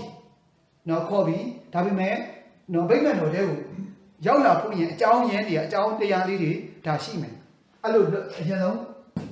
တန်ရှင်းတော့စီတော့လူမိုက်ချင်းခံထားပြီးဒီဘက်ဆိုတဲ့ပုံကအဲ့ဒီချိန်မှာပဲဘာဖြစ်လာလဲဖိလစ်စတင်းလူနဲ့ထိတ်တိုက်တွေ့ဖို့ဖြစ်လာတယ်အဲ့ဒီခါမှာဒါအကြောင်းတိုက်ဆိုင်သွားပြီဆိုတော့အဲ့လိုအကြောင်းတိုက်ဆိုင်သွားပြီဒေးဗစ်သူကိုယ်တိုင်လည်းပဲတန်ရှင်းတော့စီတော့လူမိုက်ချင်းခံထားရတယ်ဆိုတော့အလိုနေရင်းနဲ့သူ့လည်းပဲလူဆိုးလူယုံမဟုတ်လဲကျွန်တော်တကိုးချဘိုးမဟုတ်ဘူးဒါကြောင့်မို့သူ့ကိုယ်သူလည်းသူခံစားမှာပဲတန်ရှင်းသောစီတော့လူမက်နော်လောင်းသုံးလောင်းချင်းခံနိုင်ရတဲ့ခါမှာသူ့ရဲ့စိတ်ကနော်လူနေရင်းနဲ့ဒါပို့ပြီးတော့မှဖျားစိတ်တရားစိတ်ဖျားကိုကြောက်ရွံ့နေနော်ချစ်ခင်တဲ့စိတ်သူပေါ်လာမယ်အဲ့ဒါကြောင့်မလို့ဒီလိုစိန်ခေါ်နေတဲ့အချိန်မှာနော်ဒီလိုစိန်ခေါ်ခံနေရတဲ့ခါမှာ အလိုလိုနေနဲ့ဒီလိုစိတ်ခေါ်တာဒါမတရားဘူးဆိုတာ तू သိလို့ဒီမတရားမှုကို သူကိုယ်တိုင်နော်လားတိုက်ထုတ်မယ်လို့ဒါသူ့စိတ်ထဲမှာအဲ့လိုပေါ်လာတယ်ဒါဖျားသခင်နော်မတရားမှုကိုဖျားမကြိုက်ဘူးတရားမှုကိုဖျားကြိုက်တယ်ဒါကြောင့်မို့တရားမှုကိုတိုက်ဖို့အတွက်ဖျားသခင်ကဒေးဗစ်ကိုစပြီးတော့မှတုံးလိုက်တာအဲ့လိုတုံးလိုက်ပြီးတော့မှအဲ့ဒီတုံးလိုက်တယ်လို့ပဲအောင်းနိုင်သွားတယ်နော်ဒီရန်သူကိုနော်သူကမလုပ်နိုင်တာလဲတတ်နိုင်တယ်တတ်နိုင်ပြီးတော့မှအဲ့ဒီကနေစပြီးတော့မှဒေးဗစ်ကဘယ်တဲ့ရောက်လာတယ်လဲဆိုရင်ဘယက်နန်းတော်လေးကို Father တို့ရောက်လာတယ်နော်ဘယက်နန်းတော်လေးရောက်လာကဲဘယက်နန်းတော်လေးရောက်လာပြီဆိုတဲ့ကဒါကဘယင်ဖြစ်ဖို့ယင်နော်ဖျားသခင်စီမံထားတဲ့အတိုင်းတစ်ဆင့်ပြီးတစ်ဆင့်တစ်ဆင့်ပြီးတစ်ဆင့် Father တို့တက်လာနေပြီနော်တစ်ဆင့်ပြီးတစ်ဆင့်တက်လာနေပြီဒုံသားကြီးတခါတဲ့ဆောလူကိုခါတဲ့နော်နန်းချပြီးတော့မှဒေးဗစ်ဘယင်ကိုစချက်ပြင်းတက်နိုင်မယ်ဆိုရင်ဒေးဗစ်ဘယင်လည်းပဲအခုမှအသက်ငယ်ငယ်လေးပဲရှိသေးတယ်နော်အသက်ငယ်ငယ်လေးပဲရှိသေးတယ်ဒါကြောင့်မို့သူ့မှာအတွေ့အကြုံမရှိဘူးတစ်ချက်နောက်တစ်ချက်ကဘာလဲဆိုရင်ဆောလူကအဲ့တဲ့လိုမျိုးရုပ်ညံ့နော်ပတ်ဆက်ပြီးမဲ့နော်ရုပ်ညံ့ပတ်ဆက်ပြီးမဲ့နော်အကျင့်ရုပ်ပြီးမဲ့လူဆိုးတိုင်းမကြိုက်တဲ့လူတိုင်းလူဆိုးနော်လူတိုင်းကလူဗာလေဘယ်လိုပြောမှာဟုတ်လားနော်လူဆိုးလူတွေမကြိုက်ဘူးဆိုပေမဲ့ကြိုက်တဲ့သူတွေရှိတယ်အခုလည်းပဲနော်အာနာသိန်းနာတာတွေကိုနော်မကောင်းဘူးလို့ပြောပေမဲ့ကောင်းတယ်လို့ပြောတဲ့သူတွေရှိတယ်အဲ့လိုပဲဆောလူတွေဘလောက်ထိနေတဲ့တရားနဲ့ဘလောက်ပဲဖောက်ပြန်နေပါစေဘလောက်ပဲနော်ဒီလွဲကြော်နေပါစေသူ့ကိုထောက်ခံတဲ့သူတွေရှိတယ်ဘာကြောင့်လဲကြွေးထားတာကိုဝေးထားတာကိုသူတို့နေရာကောင်းပေးထားတယ်သူတို့ကိုလက်သက်ပြီးတော့မှဝေးထားတယ်နော်အငြင်းမှတ်ထားပါဒီလိုအကျက်တရားဖောက်ပြန်လာပြီဆိုတာဆိုတဲ့သူတိုင်းကတပည့်ဝေးတဲ့စိတ်အငြင်းရှိတယ်နော်ဘာကြောင့်လဲလူတွေကိုမယုံတော့ဘူးအကျင့်တရားဖောက်ပြန်လာပြီးကျင့်ဝတ်တွေဝိနည်းတွေဖောက်ပြန်လာပြီဆိုရင်တပည့်ဝေးလာကြတယ်ဒါသိကြတယ်နော်သိကြတယ်ဘာကြောင့်လဲအားလုံးကို तू မယုံတော့ဘူးမယုံနိုင်တော့ဘူး तू ကိုယ်တိုင်လည်းပဲမယိုးမသားလုပ်ထားတယ် तू ကိုယ်တိုင်လည်းပဲကောက်ကျက်ဆန်းတဲ့မှုတွေနဲ့ပြည့်နေတယ်ဆိုတော့ तू များ तू မယုံတော့ဘူးမယုံတော့ဘူးဆိုတော့ तू ယုံတဲ့လူတချို့တစ်ဝက်လောက်နဲ့ပဲ तू အဲ့လူတွေပဲလုပ်နေတာဟုတ်လားနော်ဒါနော်သူဒီ Father ယတိတဲ့ Father ပြောနေတာမဟုတ်ဘူးဒါပေမဲ့ကြည့်လိုက်ဟုတ်လားနော်ဖြစ်ပြက်လာတဲ့တမိုင်းကြောင်းတွေမှာပြီးတော့မှ Father တို့သိတဲ့လူတွေကိုလည်းပဲကြည့်လိုက်ကိုယ့်ရဲ့အထက်ရာရှိတွေပဲဖြစ်ဖြစ်ကိုယ့်ရဲ့လူကြီးတွေပဲဖြစ်ဖြစ်နော်ဖြစ်လာတဲ့ကိစ္စတွေကိုကြည့်လိုက်လို့ရှိရင်နော်ဒီလိုနော်တပည့်တပန်းနေလူယုံတီးသက်နေအဲ့လိုမွေးလာပြီနော်လူယုံတီးသက်နေအဲ့လိုတိတ်ပြမှမွေးလာပြီဆိုတဲ့ဟိုကဒါသူတို့ရဲ့လောက်ရက်တွေမမှန်တော့ဘူးဆိုတာဒါနော်ဘေးတင်မေးစရာမလိုဘူးနော် Father တို့ဘာဖြစ်တာလဲဆိုရင်သိနိုင်တယ်ဟုတ်ပြီနော်သိနိုင်တယ်ဆိုတော့စောလူတွေပဲဘလောက်ပဲမဲချက်တရားဖောက်ပြန်နေပါစေသူ့ကိုအားပေးထောက်ခံတဲ့သူတွေရှိနေတယ်ဒါကြောင့်မလို့ဒေးဗစ်ကိုချက်ချင်းအဲ့လိုဆွဲတက်လိုက်မယ်ဆိုရင်ချက်ချင်းပဲနော်ပလန်တက်လိုက်မယ်ဆောလူကိုချက်ချင်းဆွဲချလိုက်မယ်ဆိုရင်ဒေးဗစ်လည်းပဲအသက်ခံရနိုင်တယ်နော်ဒေးဗစ်လည်းပဲအသက်ခံရနိုင်တယ်ဘာကြောင့်လဲဆောလူရဲ့ဘက်တော်သားတွေကသူ့ကိုတတ်မှာကိုသူ့လောက်ကြံမှာကိုဟုတ်လားနော်သူ့လောက်ကြံမှာဒါကြောင့်မလို့အဲ့လိုမလုပ်ဘဲနဲ့တဖြည်းဖြည်းချင်းနဲ့နော်တဖြည်းဖြည်းချင်းနဲ့ဒီနန်းတွင်ရေးရာတွေကိုလည်းပဲဒေးဗစ်တန်လို့ရအောင်ဆိုပြီးတော့မှဘုရားသခင်ကအကဲဥစပြီးတော့မှဖိလစ်စတင်းသူရဲ့ကောင်ဂေါလိယက်ကိုဘာဖြစ်ပြီလဲတက်ပြီးတော့မှတက်ပြီးတဲ့ချိန်ကစပြီးတော့မှဆောလူကဒေးဗစ်ကိုသူ့ကောင်းပြုတ်လိုက်တယ်နန်းတော်ထဲမှာပေါ်ထားလိုက်တယ်နော်နန်းတော်ထဲမှာပေါ်ထားလိုက်တယ်အဲ့လိုနန်းတော်ထဲမှာပေါ်ထားလိုက်တဲ့အခါမှာနန်းတော်ထဲမှာဒေးဗစ်ကလည်းသူကဟိုကြည့်ဒီကြည့်ဟိုလေ့လာဒီလေ့လာပေါ့အဲ့လိုလေ့လာရင်းနဲ့နော်ဒေးဗစ်ကနောက်တစ်ခုဘာတက်တယ်လဲဆိုရင်သူကနော်ဒီတူရိယာတွေနော်ဒီဘာလဲတီးမုတ်တီးခက်တဲ့အဲ့တူရိယာတွေသူကကျွမ်းကျင်တယ်အထူးသဖြင့်စောင်းတယ်ပလွေတို့ဘာလို့ကိုသူကအရင်ကောင်းတယ်ဘာလို့သူ့เจ้าသားဆိုတော့သူကနေ့လေပိုင်းတော့အဲ့လိုနေအရင်တော့မျက်လာပြီးဆိုရင်သူကကြောခင်းပြီးတော့မှပလွေလေးတွေမုတ်တိတ်ရွက်လေးတွေမုတ်စတယ်အဲ့လိုမုတ်တာပါနော်အဲ့လိုမုတ်တက်တယ်ဆိုတော့သူကစောင်းလေးတီးတက်တယ်ပြီးတော့မှပလွေပါကြီးလည်းပဲနော်သူကအဲ့လိုမုတ်တက်တယ်ဆိုတော့စောလူလည်းပဲသူကနော်ဒီတောကနေပြီးတော့တက်လာတယ်ဆိုတော့ဒီလိုလေးတောအငွေ့အသက်လေးတွေပေါ့နော်တောအငွေ့အသက်လေးတွေနော်အကျင့်စရိုက်လေးတွေသူလည်းကြိုက်တယ်ဆိုတော့ညပိုင်းတော့ပါလို့ဆိုရင်တခါလေးကြားလို့ရှိရင်နော်ဘယင်းဆိုတိုင်းလည်းပဲနော်ဥစ္စာပစ္စည်းတွေဘလောက်ပဲပေါ်နော်အာနာဘလောက်ပဲအပြည့်အဝဘလောက်ပဲရှိသူတို့မှလည်းပဲ အထီးကျန်တဲ့စိတ်တွေစိတ်ဖိစီးမှုတွေရှိတယ်ပိုတော်မှရှိသေးတယ်နော်ပိုတော်မှရှိသေးတယ်အဲ့ဒါကြောင့်မလို့သူတို့တားမယားတွေရှိပေမဲ့နော်လားတားမယားတွေရှိတယ်ပြီးတော့မှနော်ဒီဟလာသူ့ရဲ့နော်ဒီမောင်မမိတ်တန်နေနဲ့ဘယ်လိုပဲပျော်နိုင်မယ်ဒဲဆိုပေမဲ့လည်းအမြဲတမ်းမပျော်နိုင်ဘူးနော်အမြဲတမ်းမပျော်နိုင်ဘူးအဲ့ဒီအာနာကသူ့လိုအမြဲတမ်းပျော်ရွှင်မှုမပေးနိုင်ဘူးအထူးသဖြင့်ကိုယ့်ရဲ့နော်ဒ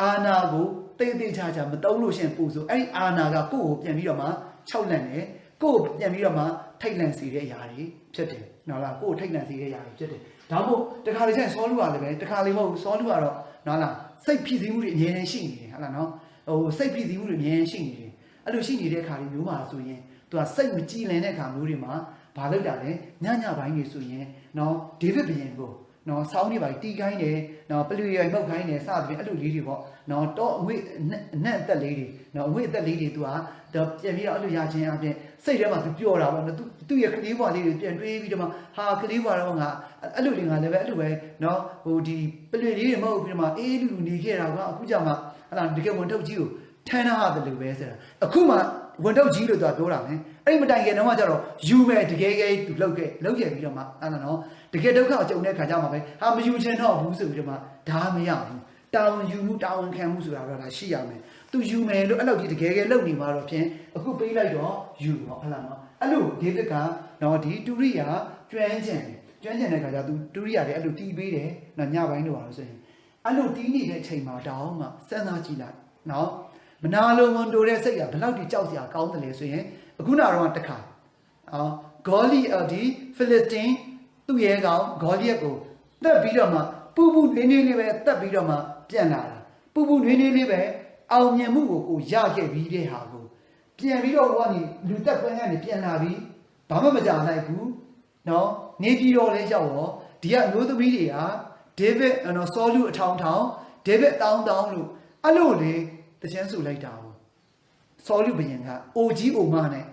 နော်ဒေးဗစ်နဲ့သူကအရင်တက်กว่าတယ်အိုကြီးအိုမနဲ့ဘာလုပ်တာလဲဆိုရင်ဟာ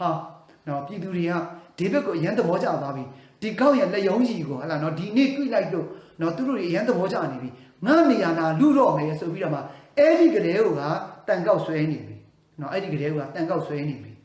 စောလူနော်ဒီအိုကြီးအိုမနဲ့နော်စောလူကြီးကဒီကလေးလေးခြာတိတ်လေးဒေးဗစ်ကိုနော်သူ့နေရာလူမယ်လူလို့သူကတတ်မှတ်ပြီးသားအခုလည်းပဲကြည့်သူစိတ်မရှင်လို့စိတ်မရှင်နဲ့စိတ်ရှင်အောင်လုပ်ပေးနေတာနော်စိတ်ရှင်ဖြောပြပေးနေတဲ့ဒီကလေးလေးကိုတခါပြန်ပြီးတော့မှသူ့ရဲ့စိတ်ရှင်အောင်သူမစူးစမ်းဘူးအဲ့ဒီ music တွေနားထောင်ပြီးတော့အဲ့ဒီတီလုံးလေးတွေနားထောင်ပြီးတော့မှအဲ့ဒီလက်ခက်တန်လေးတွေနားထောင်ပြီးတော့သူကစိတ်ရှင်အောင်သူမစူးစမ်းဘဲနဲ့နောက်တက်စိတ်နော်နောက်ကြည့်အောင်သူကပြန်လုပ်တယ်ဟာဒီကောင်မဟုတ်တော့ဘူးဟုတ်လားနော်ဟိုလက်တိုက်ရင်ခိုက်ရင်လည်းကောင်းတယ်နော်ဒီအတီးမုတ်ဒီမှာလည်းကောင်းပြန်ရောဟာဒီကောင်နောက်ငါသူ့ကိုဘာမှတခုမှရှင်းလို့မရပါလားဆိုပြီးတော့စဉ်းစားရင်နဲ့ဟိုကောင်တီးနေတာဟာလားသူကတော့အဲ့ကောင်တွေကတော့သူ့ရဲ့ဒီနော်တူရိယာလေးကိုသာအာယုံစပြီးမှသိတဲ့အတိုင်းပဲပေါ့နော်ဒီတူရိယာတွေအဲ့လိုတီးတက်တဲ့လူတွေကနည်းနည်းလေးဟိုခံစားချက်သမားတွေလေ feeling တွေလေအဲ့ဒါတီးရပြီဆိုတော့ဘာမှမသိတော့အကုန်လုံးမိပဲဟာနော်အကုန်လုံးမိပဲဒါပေမဲ့ဒေးဗစ်ဘုရင်ကနော်ဒေးဗစ်ဘုရင်ကဖျားသခင်သူ့ကိုဘီးလိုက်ပေးထားတဲ့သူဖြစ်တာကြောင့်မလို့တန်ရှင်းတဲ့ဝိညာဉ်တော်ဖျားသူ့မြင်စိတ်စော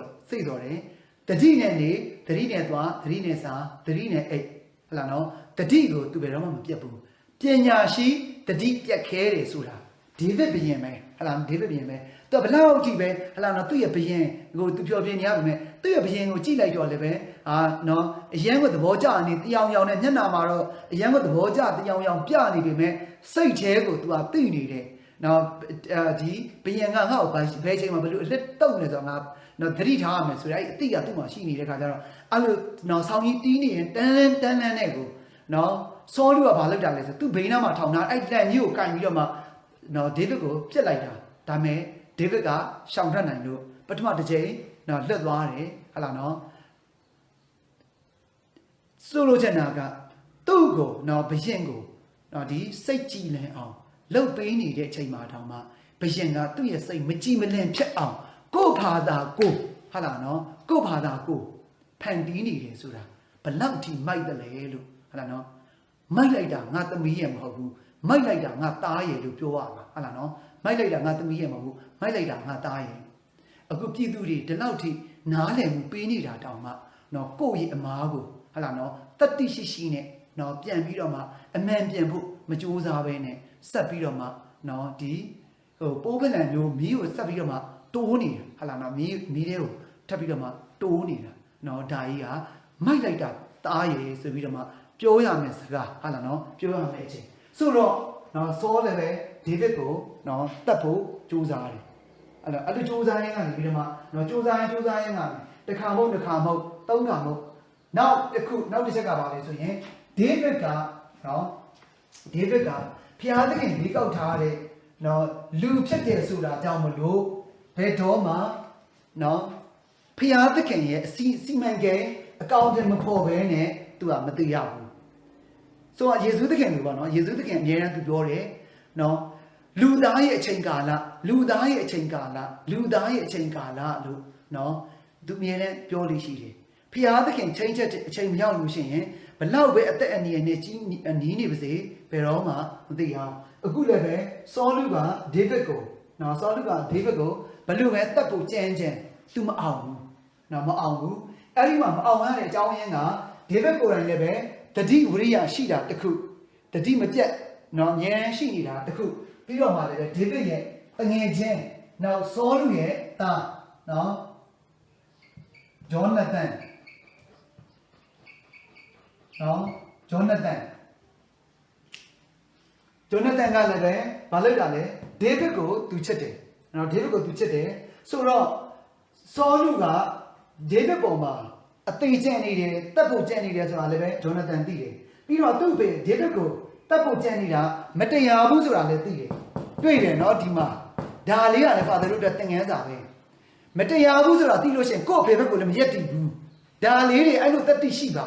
နော်ဖာသာတို့ကက်သလစ်တွေနော်အမှန်တရားတွေနဲ့ပတ်သက်လာလို့ရှိရင်မတရားမှုတွေနဲ့ပတ်သက်လာလို့ရှိရင်ကိုရတဲ့ဒီနေရာတစ်ခုလေးကိုပဲတာယာပြီးတော့မှနော်မတရားတာကိုလိုက်ပြီးတော့မှထောက်ခံမနေပါနဲ့ဂျောနသန်သူ့ရဲ့အဖေအရင်နော်သူ့ရဲ့အဖေအရင်ရဲ့လောက်ရတော့ဒေးဗစ်ပေါ်မှာထားတဲ့နော်သူ့အဖေအရင်ရဲ့စိတ်တက်ကိုနော်စိတ်နဲ့သဘောထားကိုမလုပ်တာလေသူကလက်မခံဘူးဘာဖြစ်တော့မတရားဘူးဆိုတာသူသိတယ်ဒါကြောင့်မလို့သူ့အဖေကတော့သူဓာတ်ရိုက်ကြီးလက်တော့မပြန်ဘူးကိုထိလက်ရောက်သူမလုပ်ပြီမဲ့သူ့အဖေရဲ့အကြံစီတစ်ခုသူသိပြီဆိုရင်သူ့တငယ်ချင်းနော်သူ့အကိုလိုလည်းဖြစ်မှာပေါ့နော်သူ့အကိုလိုလည်းဖြစ်ဒေးဗစ်ကိုသူအများကြီးပြောပြတယ်ဟေ့ငါပြီးတော့မင်းအဲ့လိုလုပ်တော့မယ်လို့ပြောတယ်မင်းတတိနေနေကွာဆိုပြီးတော့မှနော်အဲ့လိုတွေပြောတာအမှန်တရားကိုချက်တာနော်အမှန်တရားကိုချက်တာနော် Father တို့ကျမ်းစာလေ့လာရတာဒါပဲကျမ်းစာလေ့လာရခြင်းရဲ့ဟိုကနော်ကျမ်းစာကိုအခန်းကြီးဘလောက်တအုပ်လုံးသိတာထက်ကိုဒီလိုလေးတွေသိတဲ့အခါမှာ Father တို့ကကျမ်းစာထဲမှာဒီလိုရှိခဲ့တယ်ဒါဆိုကိုတွေကရောနော်ကိုနဲ့သိမတော့တားမဆက်တဲ့သူတွေကိုနော်မကောင်းမှန်းသိရင် Father တို့ကကာစီနဲ့လိုက်ပြီးတော့လုပ်ပေးနေတာတကယ်တမ်းကျတော့နော်ကိုချစ်တာလည်းမဟုတ်အဲ့ဒီကာစီလုပ်ပေးတဲ့သူကိုချစ်တာလည်းမဟုတ်ဘူးနှစ်ယောက်လုံးပြက်စီးဖို့နော်ကြိုးခဲအတူစစ်ပြီးတော့မှတေဖို့ကြံနေတာနော်ကြိုးခဲအတူစစ်ပြီးတော့မှတေဖို့ကြံနေတာနော်ဒီလိုလေးတွေးတတ်ပါနော်နော်အမှန်တရားအတွက်ဆိုရင်ဖခင်ကိုတောင်မှသက်စာမခံမဲနဲ့နော်သက်စာမခံမဲနဲ့နော်သူ့ရဲ့အမှန်တရားကိုလုပ်တဲ့သားကိုနော်တငယ်ချင်းကိုနော်အမှန်တရားကိုချစ်တဲ့အမှန်တရားကိုညှဉ်းနှူးတဲ့နော်ပြည်သူတွေအတွက်အသက်ကိုစွန့်ရဲတဲ့ဒေးဗစ်ကိုနော်ဘာလုပ်ပြီးခဲ့တာလဲကာကွယ်ပြီးခဲ့တာဒေးဗစ်ကဒီပြည်သူတွေကာကွယ်ပေးတာလေသူ့ရဲ့အသက်ကိုစွန့်ပြီးတော့မှအဲ့ဒီဟိုနဲ့ဒီဖိလစ်စတင်းလူတန်ကြီးနော်ဂေါလိယက်နဲ့နော်စီချန်တိုက်တဲ့အခါတုန်းကဒါသူ့ရဲ့အသက်ကိုသူပြီးထားတာပဲသူရဲ့ကောင်းမဲလေပြောမယ်ဆိုရင်ဘာဖြစ်တော့နော်သူ့ကြောင့်လို့ဒီလူတန်ကြီးဂေါလိယက်ကိုသူတတ်နိုင်တယ်ဆိုရင်သူ့ပြည်သူတွေကအဲ့ဒီရန်သူလူမျိုးတွေရဲ့ချိန်ချောက်တာမျိုးတွေကိုအနိုင်ကျင့်တာမျိုးကိုမခံရဘူးအေးတကယ်လို့နော်သူ့အနေနဲ့အဲ့ဒီလူတန်ကြီးဂေါလိယက်ကိုမနိုင်မဲနဲ့လူတန်ကြီးဂေါလိယက်ကသူ့ကိုတတ်လိုက်တယ်ဆိုသွားပြီသူလည်းပဲနော်ဒီနှုတ်ဆန်းခံရတော့မယ်ဆိုတော့ဒေးဗစ်ကပြည်သူတွေအတွက်ကိုကြိုးစွန့်တယ်နော်ပြည်သူတွေအတွက်ကိုကြိုးစွန့်တယ်နော်ဒါမှသူ့ရဲ့လောက်ရတာမှန်တယ်ဒါကြောင့်ဂျောနသန်ကဒေးဗစ်အတွက်ရက်တည်ပေးခဲ့တာနော်ဒေးဗစ်အတွက်ရက်တည်ပေးခဲ့တယ်ကဲဒါကဒေးဗစ်ကဘယ်လိုလုပ်ပြီးတော့မှနန်းတော်ထဲကိုရောက်လာတယ်လဲဆိုတာ ဘာကြောင့်ခုန father တို့တော်ပြီးပြီနော် David နဲ့ Jesse ရဲ့မိသားစုကနော် Jesse ရဲ့မိသားစုကလူကောင်းထက်မဟုတ်ဘူးပြီးတော့မှနော်ဒီလိုမျိုးတိတ်ပြီးတော့မှထင်ရှားတဲ့နော်တိတ်ပြီးတော့မှလူသိများတဲ့မိသားစုတဲကလည်းမဟုတ်ဘူးတခုတော့ရှိတယ်သူတို့မိသားစုကဖျားတရားအရင်ရှိတယ်နော်ဖျားသခင်ကိုတက်ဝင်ယုံကြည်တဲ့မိသားစုဖြစ်တယ်ဒါပဲနော်နော်မဟုတ်နဲ့သူတို့ကတကယ်ဆွေကြီးမျိုးကြီးတဲကနေပြီးတော့မှနော်မွေးဖွားလာတဲ့သူတွေလည်းပဲမဟုတ်ဘူးသူတို့ရဲ့ဆွေမျိုးသားချင်းတွေထဲမှာတောင်မှတိတ်ပြီးတော့မှ temple တဲ့မိသားစုမဟုတ်ဘူးရှင်းရှင်းပြောမယ်ဆိုရင်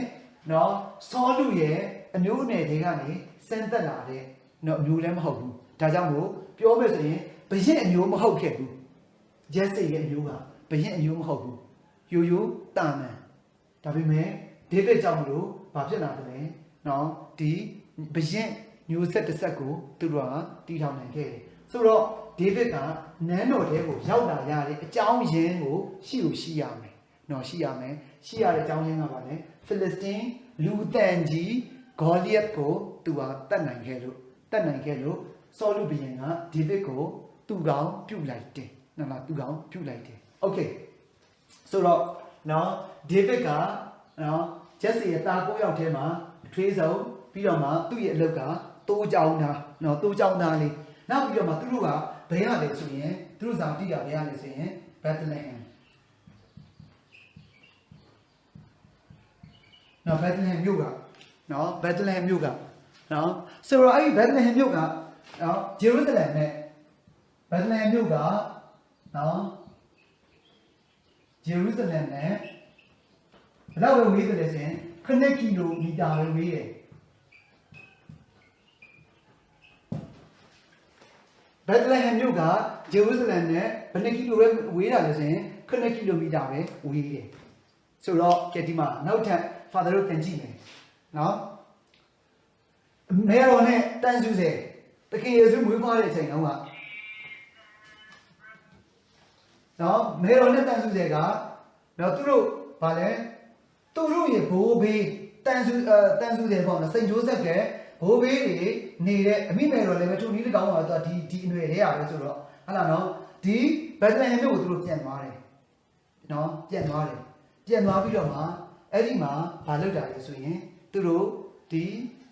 တကောင်စင်သွားပြီးတော့မှဝင်တယ်တကောင်စင်ဝင်ပြီးတော့မှကက်ကလေးကိုမွေးလိုက်တယ်ယေရှုသခင်တငယ်တော်လေးကိုမွေးသွားတယ်မွေးပြီးတော့မှရှစ်ရက်နောက်တဲ့နေ့မှာဂျေရုဆလင်ကိုသွားခဲ့တယ်နော်ရှစ်ရက်နောက်တဲ့နေ့မှာဂျေရုဆလင်ကိုသွားခဲ့တယ်ဒါမိုးဆက်ရဲ့ပြည့်ညတ်ဥပဒေရှိတဲ့အတိုင်းသူတို့သွားတယ်သွားပြီးတော့ဘာလုပ်တာလဲဆိုရင်ဘုရားသခင်ကိုပူဇော်လိုက်တာဘုရားသခင်ကိုပူဇော်တယ်ဆိုတာဘာဒိတ်ပဲရှိတာလဲဆိုရင်ဘုရားသခင်ပေးတဲ့ဒီလက်ဆောင်တော်ကိုဒီဆုလက်ကိုကိုတော့ပြန်ပြီးတော့မှအပ်ပါတယ်လို့နော်ဒါသဘောတရားနဲ့ Father တို့ကပြန်ပြီးတော့မလုပ်တာလဲဖျားသခင်ကိုတငယ်တော်တွေကိုပြန်ပြီးတော့မှအပ်ပေးရတယ်ဒါယောက်ျားလေးတွေဆိုရင်ရက်40ပြည့်no sorry 8ရက်ပြည့်ပြီဆိုရင်သွားပြီးတော့မှကလေးကိုမလုပ်ရတာလဲဆိုရင်ပူဇော်ရတယ်နော်ပူဇော်ရတယ်ဝေးတာက Bethlehem မျိုးပြီးတော့မှ Jerusalem ဗိမာန်တော်မှာသွားပြီးတော့မှပူဇော်ခဲ့တယ်ဗိမာန်တော်ဟာနော်ဒီဗိမာန်တော်က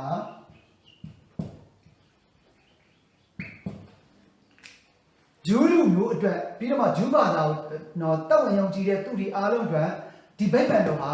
ကဘာပေါ်မှာတစ်ခုပဲရှိရတယ်ဗိမာန်တော်ကကဘာပေါ်မှာတစ်ခုပဲရှိရတယ်အဲ့ဒါပေါ်မှာလဲဆိုရင်ဂျေရုဆလင်ပါကျန်တဲ့နေရာတွေမှာအားလုံးက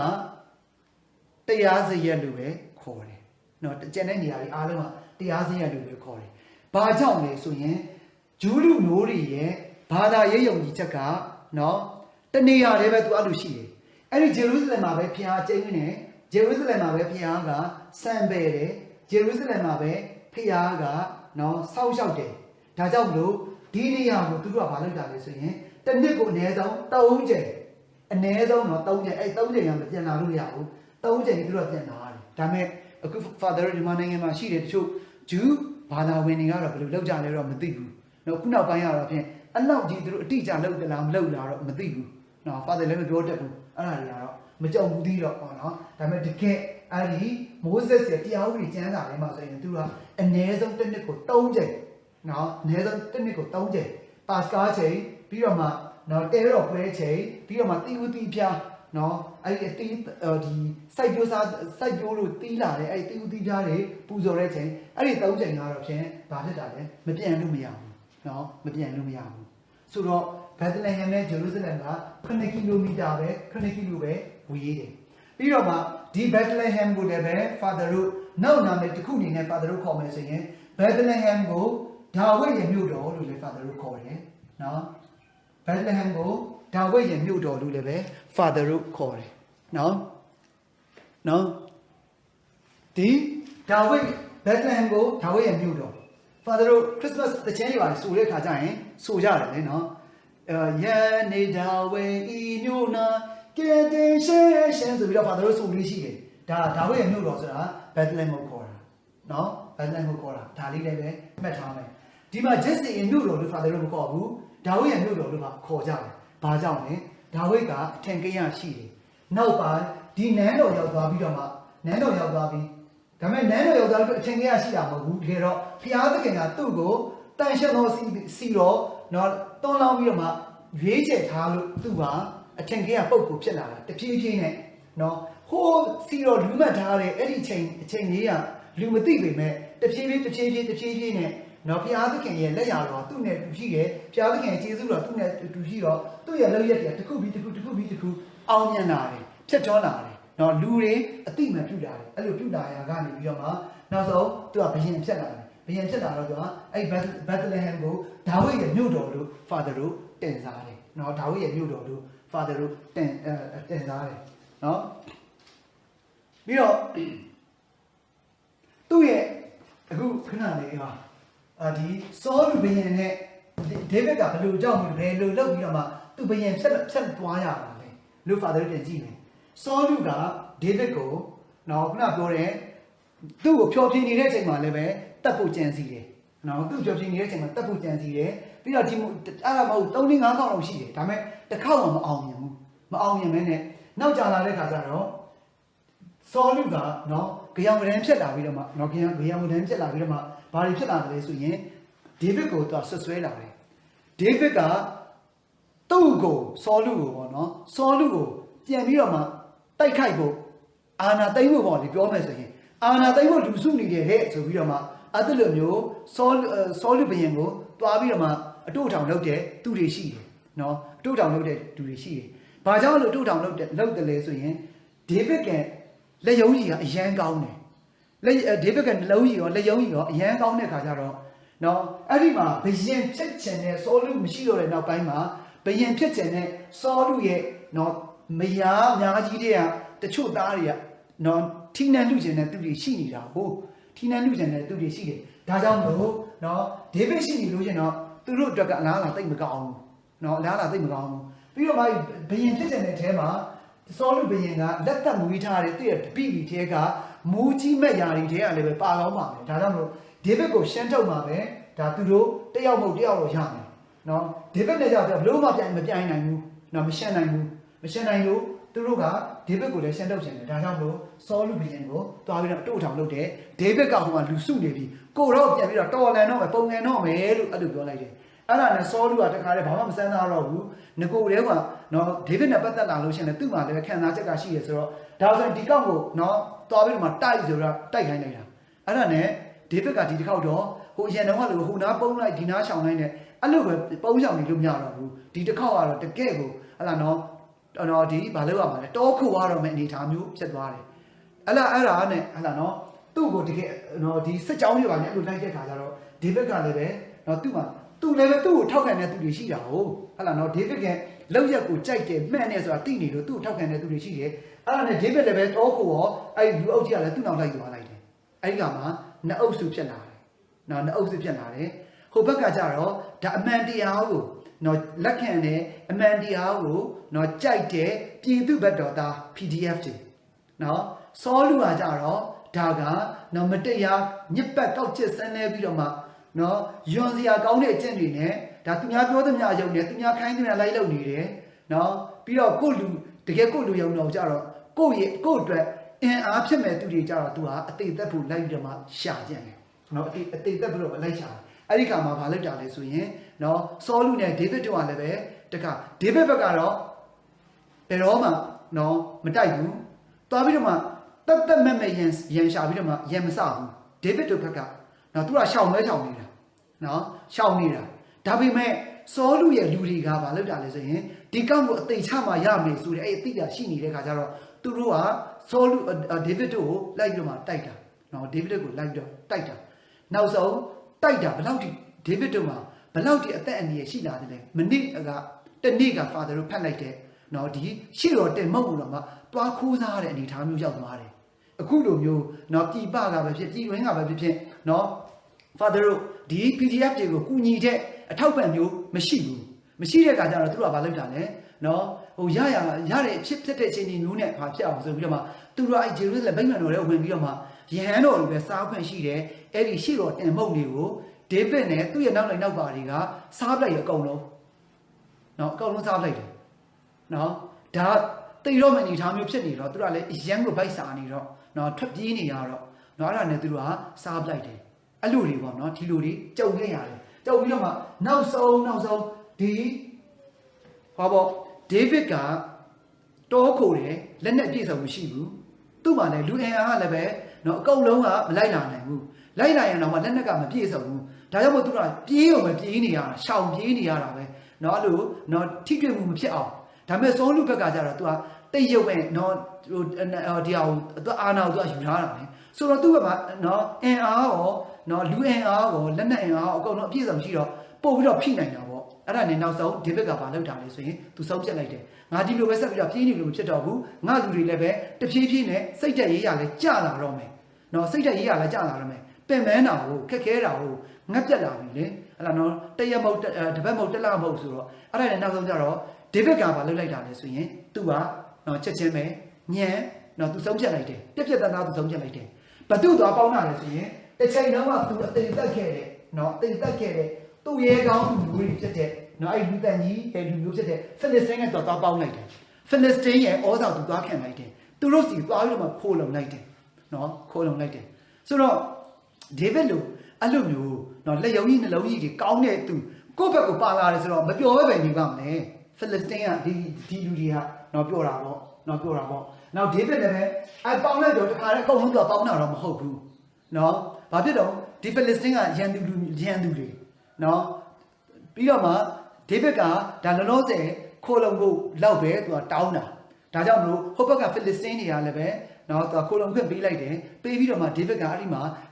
ဟိုခြေကုပ်ပြီးတော့မှအင်အားတွေစုပြီးတော့နောက်ဆုံးဘာပြန်လုပ်တာလဲဆိုရင်ပြန်ပြီးတော့ပြန်တိုက်တယ်တိုက်ပေမဲ့လည်းပဲဒေးဗစ်ကဆောလူကိုလက်ဖြားနဲ့တော့မတို့နဲ့လို့သူပြောထားတယ်နော်လားလက်ဖြားနဲ့တော့မတို့နဲ့လို့သူပြောထားတယ်သူကိုယ်တိုင်လည်းမတို့ဘူးနော်သူကိုယ်တိုင်လည်းမတို့ဘူးသူကိုယ်တိုင်လည်းပဲဆောလူကအဲ့လိုစက်တိုက်တော့မှပြန်လာတဲ့ခါမှာအရှမ်းကိုပင့်မန်းပြီးတော့မှနော်စိတ်လွတ်ကိုလွတ်နော်အဲ့လိုဒီတော်ကြီးမျက်မဲထဲမှာပေါ့နော်အဲ့ဒီထိုင်ယူတစ်ခုထဲမှာအေးတာကိုနော်အေးတယ်ဆိုတော့အဲ့မှာ तू ကအိတ်ချပလိုက်တာအိတ်မောကြပြီးတော့မှနော်တခါတည်းကိုလုံးဝနော်နက်ချိုက်သူအိတ်ပျော်နေတဲ့ချိန်မှာဒေးဗစ်ရဲ့နော်နောက်လိုက်တယ်ကပြောလိုက်တယ်ဟိုမှာကိုရောရန်သူဖျားသခင်ကဒီနေ့ကိုရောရန်လက်ထဲကိုအပ်ပြီးကိုရောရန်သူအဲ့ဒီဥမင်ထဲမှာအိတ်နေတဲ့သွားပြီးတော့မှနော်လက်ဦးမှုရယူလိုက်ပါလို့ပြောလိုက်တယ်အဲ့ဒီကမှဒေးဗစ်ကလည်းပဲနော်သူ့ကိုဒုက္ခပေးတာကြာပြီဆိုတော့သူ့လူတွေပြောသလိုပဲသူလည်းပဲငါလက်ဦးမှုယူမယ်လို့သူလည်းတွေးမှာပေါ့ဒါပေမဲ့အဲ့လိုသူတွေးနေတဲ့အချိန်မှာသူတွားနေတဲ့အချိန်မှာအဲ့ဒီဆောလူအိတ်ပျော်နေတဲ့အိမ်မောကြနေတဲ့ပုံစံလေးကိုကြည့်ပြီးတော့မှသူ့ခင်ဗျာနော်ဖျားကပြန်ပြီးတော့အသိပေးလိုက်တာနော်ပညာရှိတတိပြတ်ခဲတယ်ဆိုသလိုပဲဒီပုဂ္ဂိုလ်ဟာဖျားသခင်ပြီးလိုက်ပြီးထားတဲ့ပုဂ္ဂိုလ်မဲလက်ဖျားနဲ့တော့မတို့နဲ့ဆိုတဲ့အဲ့ဒီအသိကချက်ချင်းပဲသူ့ခေါင်းထဲမှာဝင်လာတဲ့ခါကျတော့နော်သူ့ရဲ့ခန္ဓာကိုယ်ကိုထိအောင်နာအောင်နော်ကွဲအောင်ပြေးအောင်ရှောက်ဘာတစ်ခုမှမလုပ်ဘူးသူ့ရဲ့နော်ဒီဝိယုံတော်အပေါ်ဝိယုံကိုသူကတဝက်တက်သေးအနေနဲ့ပေါ့နော်အဲ့တဝက်ကိုသူဖြတ်ပြီးတော့မှယူလိုက်တယ်ခန္ဓာကိုယ်ဘာမှမထိဘူးဘာဖြစ်တော့ဖျားဘီးသိက်ပေးထားတဲ့သူစီသွန်းလောင်းထားတဲ့သူဒါကြောင့်မလို့သူ့ရဲ့နော်ဒီအပေါ်ဝိယုံပဲသူကနော်စုပ်ပြီးတော့မှဖြဲပြီးတော့မှသူယူသွားလိုက်တယ်ယူသွားပြီးတော့မှသူခက်လန်းလန်းကိုရောက်သွားတဲ့ခါမှာသူကအဲ့ဒီဆောလူကိုသူကပြောလိုက်တယ်ဆောလူကိုတောင်မှသူကနော်ဟိအောင်မင်းဘာညာနဲ့မခေါ်ဘူးနော်အဖလို့သူခေါ်တယ်ဘာကြောင့်လဲသူက လောလောဆယ်အထိဖျားသခင်ဘိသိက်ပေးထားတဲ့သူ့ရဲ့လူမျိုးကိုထိန်းချောင်းဖို့အတွက်နော်တရားဝင်လူဖြစ်နေတာကြောင့်မလို့သူ့ကိုအဖလို့ပဲသူကအဲ့လိုခေါ်တယ်ခေါ်ပြီးတော့မှဒီနေ့နော်လားဖျားသခင်ကနော်ကိုရောရဲ့အသက်ကိုတပည့်တော်လက်ထဲကိုပေးတယ်ဒါမဲ့တပည့်တော်နော်ကိုရောကဘိသိက်ခံရတဲ့သူနော်ဘိသိက်ခံရတဲ့သူဒါကြောင့်မို့တပည့်တော်လက်ဖြားနဲ့တော့မတို့ခဲ့ဘူးနော်တပည့်တော်လက်ဖြားနဲ့တော့မတို့ခဲ့ဘူးဒါကိုကြည့်ခြင်းအပြင်တပည့်တော်ကကိုရောကိုအာနာလူမဲ့သူလားကိုရောရဲ့နန်းတော်ကိုနော်ကိုရောရဲ့တရဖူကိုလူမဲ့သူလားမဟုတ်ဘူးလားဆိုတာကိုရောသိပါတော့နားလဲပါတော့အချိန်မနှောင်းခင်မှာနော်လားပြန်ပြီးတော့မှနော်ဒီစိတ်ထားပြောင်းပါတော့လို့ဒေးဗစ်ကသူ့ထက်အစပေါင်းများစွာကြီးတယ်အသက်ကြီးတယ်ဒေးဗစ်ဆောလူဘုရင်ကိုအဲ့လိုတရားချလိုက်တယ်ဆောလူဘုရင်ကအခုနောက်ပိုင်းနေဟာစိတ်တွေတိတ်မမှန်တော့တဲ့ခါကျတော့အဲ့လိုဒေးဗစ်ကအတန်လေးကြားလိုက်တဲ့အခါမှာ तू ကမခံစားနိုင်ဘူး तू လောက်တာမမှန်ဘူးဆိုတော့ तू သိနေတဲ့ခါကျတော့ဒေးဗစ်လေးကကြာတော့တော်တော်လေးဒုက္ခရောက်နေရှာပြီလို့သူ့စိတ်မှာ तू ခံစားတယ်ဒါပေမဲ့သူ့ရဲ့မာန तू မချနိုင်ဘူးချနိုင်တဲ့ခါကျတော့ဒေးဗစ်အတန်ကြားတော့ तू ကငါသားဒေးဗစ်ငါမားပါတယ်ဘာညာနဲ့အဲ့လိုပြောတယ်ပြီးလို့ရှိရင်တောက်နေကြရင်ပြန်ပြီးတော့မှနတ်ဆိုးကသူ့ကိုပြန်ပြီးတော့ပူးလိုက်ရောအဲ့ဒီစိတ်ရိုင်းနေဝင်ရောနော်စိတ်မမှန်တော့ဘူးနော်စိတ်မမှန်တော့ဘူးမမှန်တော့သူကတခါဖြစ်လာလို့ရှိရင်ငိုလိုက်ရီလိုက်ပျော်လိုက်ပြီးတော့မှဒေါသထွက်လာအဲ့လိုတွေဖြစ်နေတာအဲ့လိုတွေဖြစ်နေတာ